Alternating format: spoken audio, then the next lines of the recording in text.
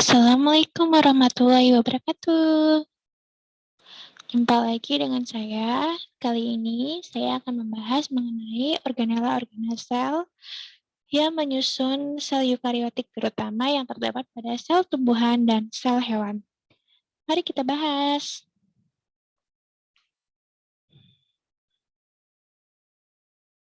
Oke. Nah, pertama yang namanya sel tumbuhan dan sel hewan ini ditampakkan pada gambar berikut. Nah, kedua sel ini merupakan salah satu contoh dari sel eukariotik. Nah, keduanya ini merupakan sel eukariotik. Nah, keduanya ini memiliki persamaan dan perbedaan. Mari kita bahas satu persatu mana yang persamaannya terlebih dahulu. Nah, persamaan pada sel tumbuhan dan sel hewan, dia sama-sama memiliki yang namanya nukleus. Ini ya. Dia sama-sama memiliki yang namanya nukleus. Yang kedua, dia sama-sama memiliki retikulum endoplasma kasar dan ribosom. Retikulum endoplasma halus dan ribosom. Keduanya juga sama nih, serta ribosom. Nah, lanjut. Keduanya juga sama-sama memiliki yang namanya badan Golgi. Coba kalian lihat badan Golgi. Pada sel hewan juga memiliki yang namanya badan Golgi. Yang keempat, pada sel hewan dan sel tumbuhan juga memiliki organela yang namanya mitokondria. Di sini ya, di sini juga ada yang namanya organela yang namanya mitokondria. Selain mitokondria, pada sel hewan dan sel tumbuhan juga terdapat yang namanya peroksisom. Ini ya. Yang kelima ada juga peroksisom. Tetapi pada tumbuhan biasanya peroksisom ini jumlahnya sangat kecil.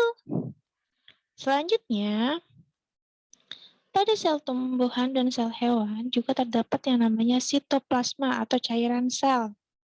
Di sini juga terdapat yang namanya sitoplasma atau cairan sel. Nah, ini ya yang keenam. Nah, keenam tersebut itulah persamaan dari sel hewan dan sel tumbuhan. Selanjutnya, ada lagi yang namanya sitoskeleton. Nah, ini yang ketujuh ya, ada sitoskeleton, yaitu ada mikrotubul, ada filamen aktin. Nah, itu merupakan sitoskeletonnya. Nah, selanjutnya ada juga yang namanya membran sel. Di sini juga terdapat membran sel yang ke-8. Berarti ada 8 persamaan dari sel hewan dan sel tumbuhan. Di antaranya yang pertama tadi terdapat nukleus, yang kedua itu ada retikulum endoplasma kasar, retikulum endoplasma halus, dan ribosom. Ya kan? Yang ketiga tadi ada badan Golgi, yang keempat ada mitokondria, yang kelima ada peroksisom, yang keenam ada sitoplasma, yang ketujuh ada filamen aktin, mikrotubul, sitoskeleton. Nah, itu. Dan yang terakhir adalah membran plasma sebagai lapisan paling luar. Nah, sedangkan kekhususan dari sel tumbuhan, nah, dia memiliki yang namanya dinding sel dan plasmodesmata di bagian paling luarnya, sehingga membuat bentuk tumbuhan ini terlihat sangat kokoh. Nah, bentuknya kokoh ya, dia ada bentuknya. Nah, yang kedua, dia memiliki yang namanya vakuola serta kloroplas. Jadi ada 3 bagian khusus pada tumbuhan, yaitu dinding sel, plasmodesmata, vakuola, dan kloroplas. Sedangkan pada sel hewan, bagian yang khas yaitu adalah sentriol dan lisosom. Karena ini lisosomnya tidak terlihat ya. Nah ini ada sentriol dan lisosom, itu adalah 2 bagian khas pada hewan. Mari kita simpulkan pada diagram Venn ini. Di sini ada sel tumbuhan tadi ya. Nah, di sini ada sel hewan. Berarti kesimpulannya tadi yang tumbuhan dia memiliki organela khasnya itu adalah vakuola. Yang kedua ada dinding sel. Ada ketiga plasmodesmata. Yang keempat ini ada kloroplas atau plastida. Nah, sedangkan pada hewan dia terdapat dua organela khas, yaitu ada lisosom dan ada juga sentriol atau sentrosom. Nah, dari sini kita bisa menyimpulkan bahwa tumbuhan dan hewan ini terdapat persamaan. Nah, di mana persamaannya itu kita mulai dari yang paling luar sendiri, yaitu ada membran sel.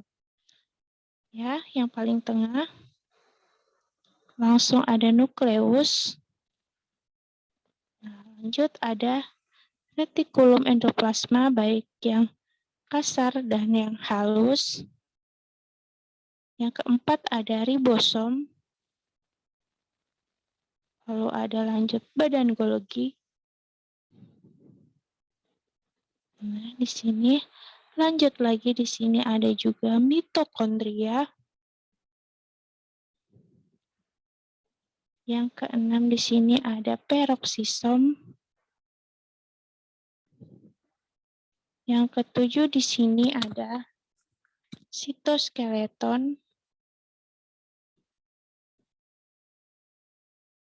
Nah, setelah ada sitosel, membran nukleus, REH, sitoskeleton. Nah, kita lihat dulu tadi sitoplasma.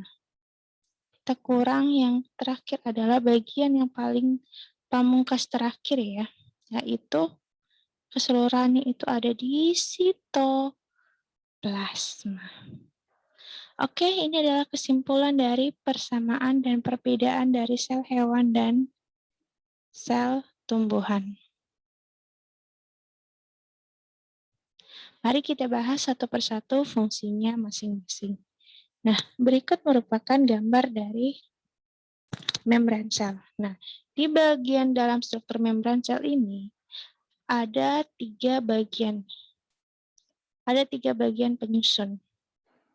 Kalau kalian lihat tiga bagian penyusun itu, yang pertama, tiga penyusun utamanya yaitu yang pertama adalah lemak. Ini ya lemak. Lanjut ada yang namanya karbohidrat. Lanjut di situ ada juga yang namanya protein. Nah, dari ketiganya mari kita bahas satu persatu. Lemak. Kalau kalian lihat di sini ya lemaknya, dia mempunyai dua lapisan lemak. Atau bisa kita juga sebut dengan fosfolipid bilayer. Nah, dia ada bagian hidrofilik yang suka terhadap air, serta bagian yang hidrofobik, atau yang dia tidak suka dengan air. Nah, untuk yang karbohidrat, dia juga ada dua jenis nih, di mana ada glikolipid. Berarti ini gula yang berikatan dengan lipid atau lemak.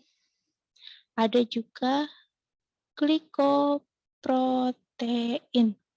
Berarti dia gula yang berikatan dengan protein. Nah, yang ketiga struktur terakhir itu adalah protein, di mana protein itu ada yang letaknya dia integral, ini, dan ada yang protein perifer. Coba kamu lihat bagian ini masing-masing ya. Nah, untuk yang lemak, nah tadi ini ya, bagian yang bundar, untuk yang lemak atau fosfolipid,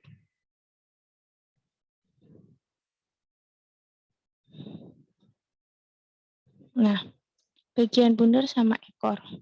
Bagian kepala dia bersifat hidrofilik atau dia suka sama air. Nah, sedangkan untuk bagian air, kakinya dia hidrofobik. Fobia ya, berarti dia tidak suka terhadap air. Itu untuk yang lemak. Nah, selanjutnya untuk yang glikolipid. Yuk kita lihat untuk yang glikolipid terlebih dahulu. Kamu lihat di sini ada karbohidrat yang dia nempel dengan protein disebutnya glikoprotein. Sedangkan untuk karbohidrat yang berikatan dengan lemak itu namanya glikolipid. Kalau yang berkaitan dengan protein namanya glikoprotein. Lipid dan protein. Selanjutnya ada protein. Protein itu ada dua macamnya, ada yang integral, ada yang perifer. Kalau yang integral, nah dia itu letaknya menembus. Ini integral. Nah, seperti akar integral ya. Nah, sedangkan kalau perifer, peri itu sendiri adalah tepi. Berarti dia letaknya adalah di tepi. Ini ada protein perifer. Nah, dari situ itu adalah susunan dari membran sel. Mari kita bahas satu-satu, apa sih fungsinya dari membran sel? Membran sel itu berfungsi untuk mengontrol dan mengendalikan pertukaran zat. Lalu di situ juga terdapat tempat reaksi zat. Contohnya ada reaksi oksidasi, ada reaksi respirasi maksud saya. Nah, selanjutnya dia berfungsi juga sebagai reseptor atau penerima rangsang. Contohnya pada membran sel saraf, di situ dia menerima rangsangan dari luar.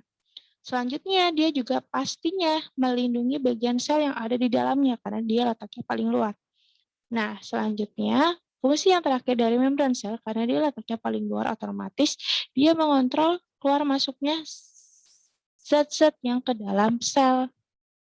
Nah, susunannya tadi ya, terdiri dari lapisan ganda lipid atau fosfolipid bilayer. Nah, di mana? Nih, tadi ya, lipid nih yang fosfolipid bilayer, dia ini ada dua bagian, ada yang kepala dan ada yang bagian ekornya. Nah, bagian yang kepala dia bersifat hidrofilik. Sedangkan untuk yang kakinya dia bersifat hidrofobik sehingga dia letaknya bagian dalam. Fobik itu dia tidak tahan air, dia tidak suka air. Tapi kalau hidrofilik dia suka sama air. Ingatnya gitu ya. Nah, selanjutnya ini protein nih. Kamu bisa lihat sendiri di gambar tadi ya yang sudah saya jelaskan. Saya akan lanjut lagi ke sitoplasma. Sitoplasma merupakan bahan yang menyerupai gel.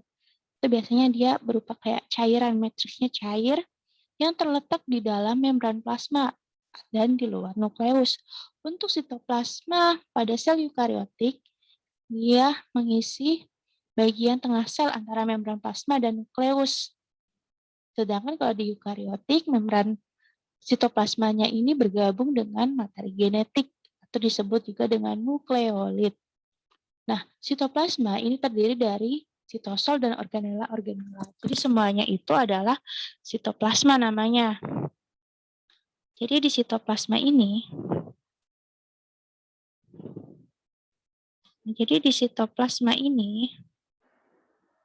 otomatis dia ada sitosolnya. Sitosol itu adalah cairannya, cairan ekstra sel. Nah, selanjutnya cairan intrasel di dalam selnya sendiri. Nah, sedangkan untuk bagian yang lain adalah organelanya. Itu adalah bagian dari sitoplasma. Fungsinya apa sih? Fungsi dari sitoplasma adalah dia akan menjadi sitoskeleton untuk semua organela, sehingga bentuk selnya itu terjaga walaupun kayak sel hewan nih. Sel hewan kan ibaratnya kayak telur. Kalau telur kita pecahkan, dia akan mengikuti bentuk wadahnya ya. Jadi dia tidak akan kehilangan bentuk. Nah, selanjutnya dia akan menjaga pergerakan sel, pergerakan kromosom, serta untuk membantu proses pembelahan sel. Itu adalah fungsi dari sitoplasma. Selanjutnya, nah, pada sel eukariotik itu terdapat yang namanya sistem endomembran. What is sistem endomembran ini? Jadi, sistem endomembran itu hanya dimiliki oleh sel eukariotik saja ya. Pada sel prokariotik dia belum memiliki sistem endomembran. Kenapa? Karena dia tidak memiliki organela sel. Di mana pada sistem endomembran itu sendiri dia yang berkaitan adalah organela-organela seperti nukleus, ada retikulum endoplasma, aparatus Golgi atau badan Golgi, ada lisosom, ada vakuola, serta membran plasmanya sendiri. Nah, sistem endomembran ini berkaitan dengan yang namanya transportasi zat atau proses pembentukan substansi-substansi zat. Nah, itulah fungsi dari sistem endomembran. Dari pertama nukleus karena dia berisi DNA atau informasi genetik dan dia yang mengatur seluruh kegiatan sel. Selanjutnya, informasi-informasi genetik itu akan diterjemahkan oleh ribosom nih. Ribosom yang ada di dalam nukleusnya itu nanti dia akan membawa hasil kopiannya ke retikulum endoplasma. Di situ akan disintesis. Nah, di retikulum endoplasma juga itu kan ada yang halus dan ada yang kasar. Kalau yang halus ini dia akan menghasilkan yang nama sintesis glukosa, sintesis karbohidrat, dan sintesis lipid atau lemak. Sedangkan yang di RE kasar, karena dia ada ribosomnya, ini kan ada ribosom nih. Yang titik ini kan ribosom, sehingga pada RE kasar dia akan membentuk yang namanya senyawa-senyawa protein. Nah, hasil dari sintesisnya dia akan dibawa oleh vesikel-vesikel kemana? Nah, ke tempat pemakingan yang namanya aparatus Golgi. Ini sintesis ya. Bawa ke aparatus Golgi. Di aparatus Golgi dia akan dihasilkan. Nah, kalau misalnya dia penting, dia akan membentuk yang namanya lisosom. Jadi enzim-enzim yang akan memakan partikel-partikel asin. Dia akan masuk juga ke vakuola dan akan dikeluarkan melalui membran plasma secara eksatetorik.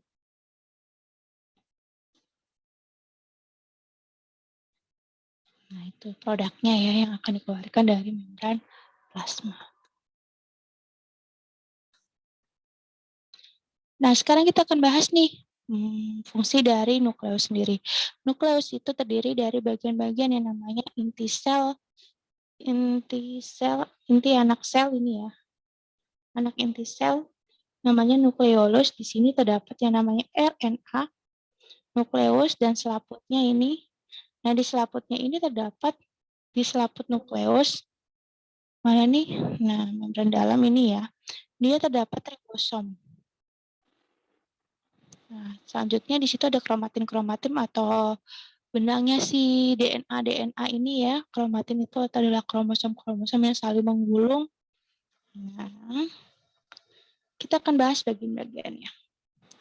Nukleus atau organel sel yang mengendalikan seluruh kegiatan sel. Jadi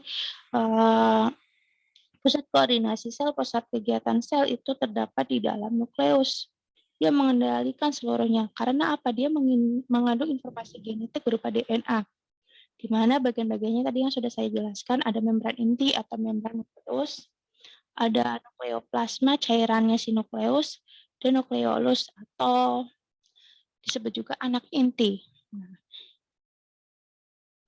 perbedaannya apa? Pada membran inti, dia berfungsi untuk melindungi bagian dari si nukleusnya tadi ya, melindungi materi genetiknya si kromosom tadi. Nah, kromatid-kromatid tadi yang berisi materi genetik, nukleoplasma itu adalah cairan-cairannya.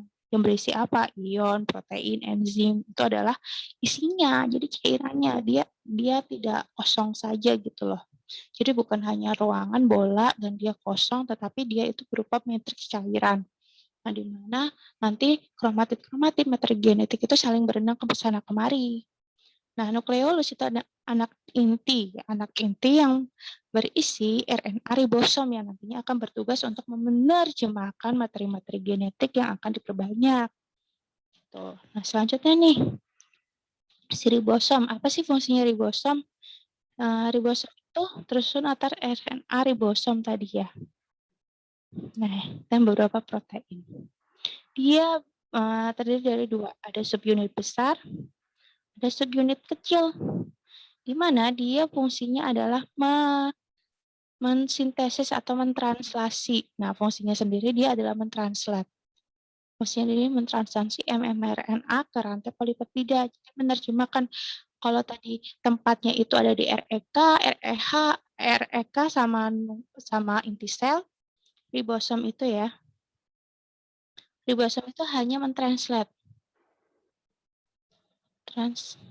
mentranslasi RNA jadi protein baru atau disebut juga polipeptida. Nah, ribosom tadi letaknya ada di sitoplasma nih. Ya kan? Ribosom itu ibaratnya ada 2. Ada ribosom yang letaknya itu adalah bebas. Berarti dia yang ada di sitoplasma. Dan ada yang letaknya terikat. Nah, kalau yang terikat ini berarti dia ada di nukleus dan ada yang di ribosom yang ada di REK. Ini ya. Nah, itu. Nah, selanjutnya retikulum endoplasma. Nah, setelah nukleus, keluar itu ada retikulum endoplasma, di mana dia berfungsi sebagai tempat proses perakitan atau pemrosesan semua transportasi senyawa kimia. Tadi proses penerjemahannya yuk, nanti ada di retikulum endoplasma. Ini ya. Nah, dia ada 2 bagian nih, ada yang kasar, ada yang halus. Kalau yang kasar, otomatis secara namanya aja kasar. Kalau kalian lihat di gambar nih ya, ini ya. Ini yang kasar nih, ada titik-titik kayak gini, ini adalah ribosom.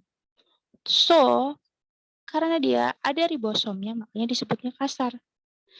Yang tidak memiliki ribosom, dia tidak ada ribosom, disebutnya RE halus. Nah, dari situ saja sudah bisa kita simpulkan.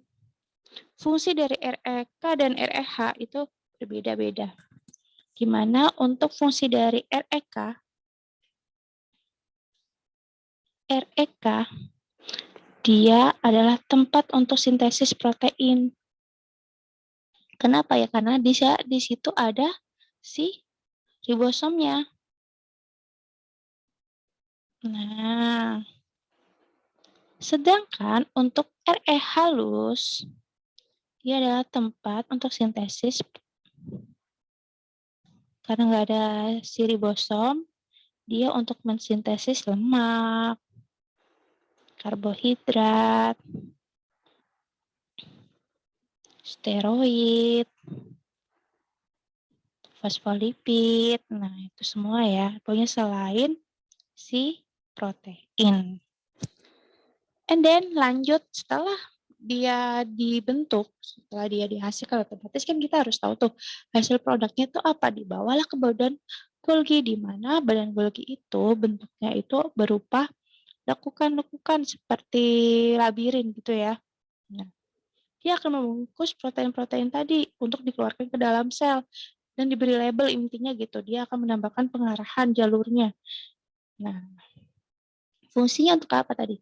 Mengangkat, mengubah materi yang ada di dalam secara kimia, menghasilkan lilin dan lendir.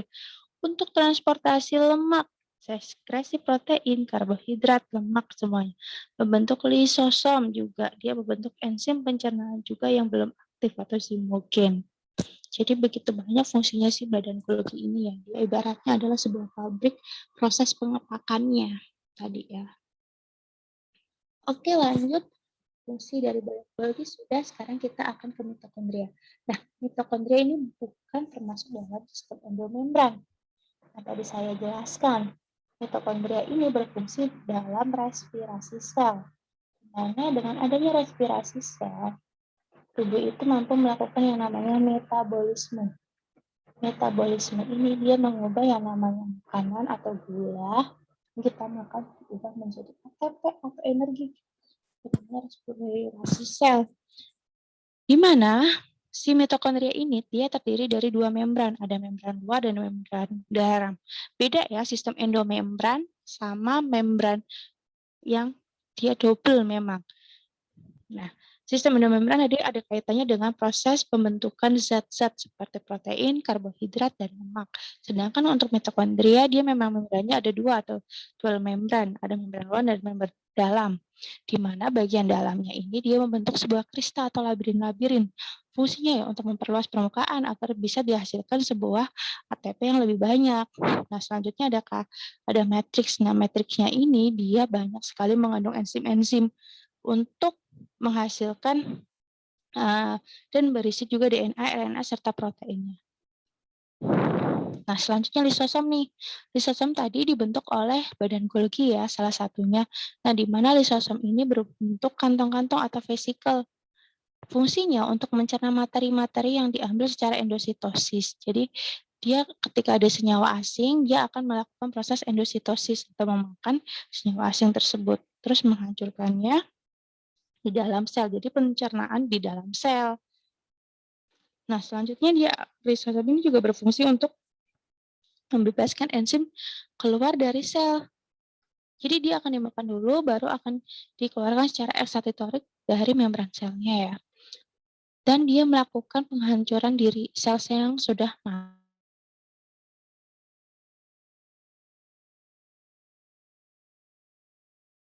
mati. Tuh. Selanjutnya ada badan mikro. Nah, badan mikro ini bisa kita bedakan ya. Badan mikro itu ada 2. Ada yang namanya peroksisom, ada yang namanya glioksisom. Tapi untuk yang glioksisom ini dia hanya khusus di tumbuhan. Dia khusus ada di tumbuhan saja.